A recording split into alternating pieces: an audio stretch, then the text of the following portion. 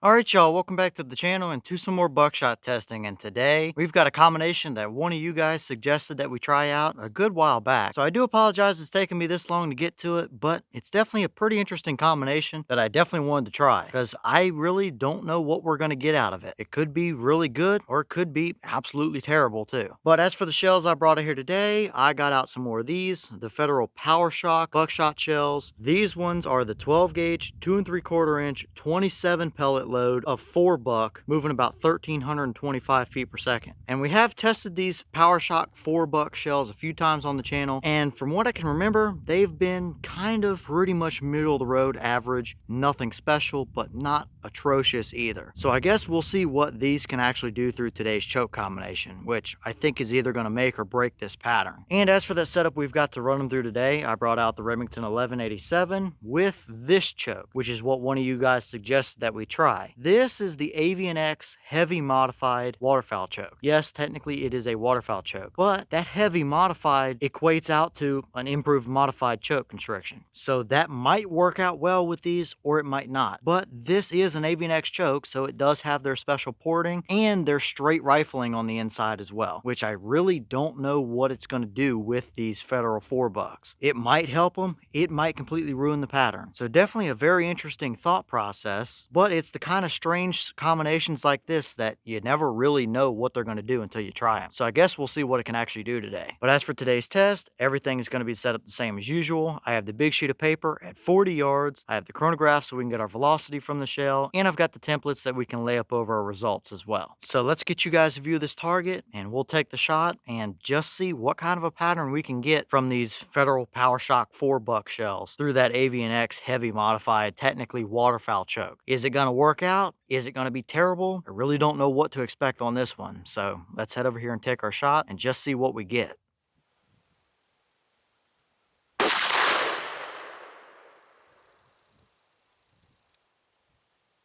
Alright, so that round gave us 1328 through the chronograph. The boss claim is 1325. So with them being 3 feet per second above that boss claim, I'd say we are pretty well seeing exactly what we're supposed to be at. So looking perfect up here for velocity, but what kind of a pattern did they give us at 40? And did it actually work out or not? Let's go check it out and see what we got.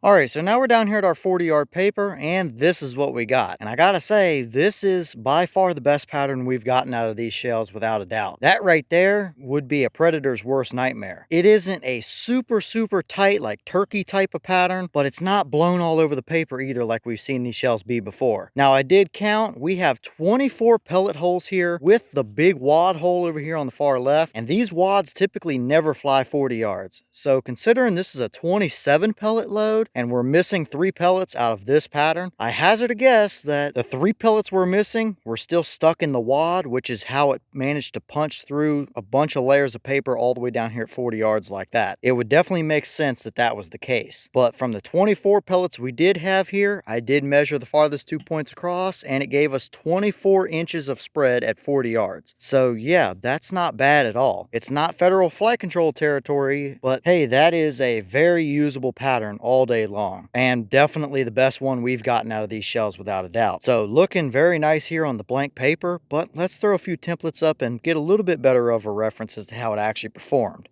Alright, so here's our 10-inch circle, and if we put it with where our core of the pattern is, we had 5 and kind of a half pellet up there in the top left corner sneak in. So out of a 27 pellet load, 5.5 or so pellets doesn't seem like a lot, but I really don't think it would make a whole lot of difference no matter where we put this 10-inch circle in this pattern, since it is a pretty even spread of pellets overall. I think you're going to have somewhere between 4 and 6 pellets, pretty much no matter where you would put that template. So although the numbers aren't groundbreaking, it's plenty good enough considering the overall size of the pattern. So now, how would it look in an actual hunting type of scenario? Let's throw a couple of those templates up and see how it looks.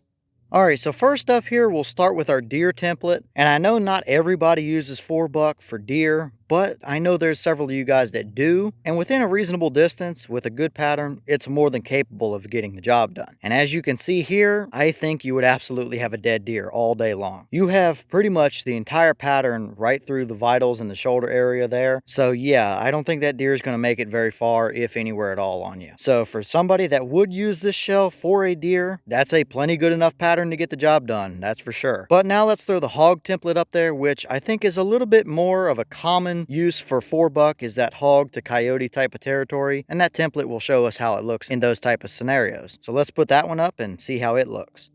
Alright, so here's our hog template, and yeah, it's pretty much the same story. Absolutely a dead hog all day long. He's now bacon. And for a reference, a coyote would be just a touch smaller than this hog template, and yeah, he would be absolutely toast as well. There's no doubt about that. That's a pattern that if you were to predator hunt with it, you could absolutely take it to 50 and probably 60 yards as well, and still be able to have enough to get the job done. So yeah, overall here, this combination worked out surprisingly well. Coming into it, I didn't really know what we were going to see. It could work out, it could have been absolutely terrible, but I'd say this is a very usable combination all day long. For anything that you would ever use 4-buck shells for, this combination's going to work for you. Is it a super tight, turkey size pattern? No, but it is definitely a pretty even and uniform spread of pellets there. That is more than good enough to get the job done for you. So definitely not much we can complain about here today, that's for sure. Looks plenty good enough for anything you would ever use these shells for. Okay, and here's the wad from that shell, and it is just your typical kind of half-length, short Federal wad they use in a lot of their buckshot shells that aren't a flight control load. As you can see, there's my thumb. It's almost 2 thumb widths tall. Definitely not a full length, but it seems to serve its purpose very well. Now, we don't have anything stuck down in there. You can see the little dimples from the buffer material and those pellets down there. But based on the fact that this wad flew all the way to 40 yards and punched through a bunch of paper, tells me that there was probably those 3 pellets that we were missing in our pattern, not necessarily stuck in the wad, but still in the base of it and haven't come out yet. So it is a little banged up here on the top from going through that paper, but nothing too out of the ordinary otherwise. As you can see in the light just right, you can see those stripes up and down on the side of the wad there. That's from the straight rifling that Avian-X choke has, and it seems to have done just fine. It doesn't look like it snagged on anything or caught anything, so yeah, I'd say it did exactly what it was supposed to do. And the wad, other than being a little banged up from going through the paper, looks perfectly fine. Alright y'all, well, what did you think about that pattern right there? Definitely looking pretty good in my book. There's not much we can really complain about that. That's going to get the job done on anything you could ever want to use a 4-buck shell for. And considering that these shells have been very middle of the road, average, nothing special at best, seeing a pattern like that out of them tells me that that combination worked out surprisingly well for us. Like I mentioned earlier, I didn't know what we were going to see coming into it. It could really work, it could have absolutely been terrible. But that's why you test some of these little bit more oddball combinations sometimes, because you never really know what's going to work from your setup until you try it. So yeah, you're going to find some terrible combinations, but once you find a good combination, it could really surprise you as to what it is. So I guess leave your thoughts down in the comments. Is that about what you expected here today, or were you a little surprised one way or the other? Have you tested any of the Federal Power-Shok 4-buck shells? And if so, what kind of results have you seen from them? Would you hunt with that kind of a pattern? And if so, what kind of animals would you hunt with it? Would you take it up to deer? Would you leave it to predators or anything like that? And is there another setup or choke combo that you want to see us try with those Federal 4-buck shells? Or another buckshot load or something through that Avian-X Heavy Modified choke? Let me know all that down below. But with that being said, I've got some more testing to get done for you guys, so I'm going to get back to it. As always, we have the channel Instagram as well as the mailbox where you can send stuff if you'd like. All that information will be in the description if you're interested in it, but I'm going to get back to it, so I'll see y'all in the next one.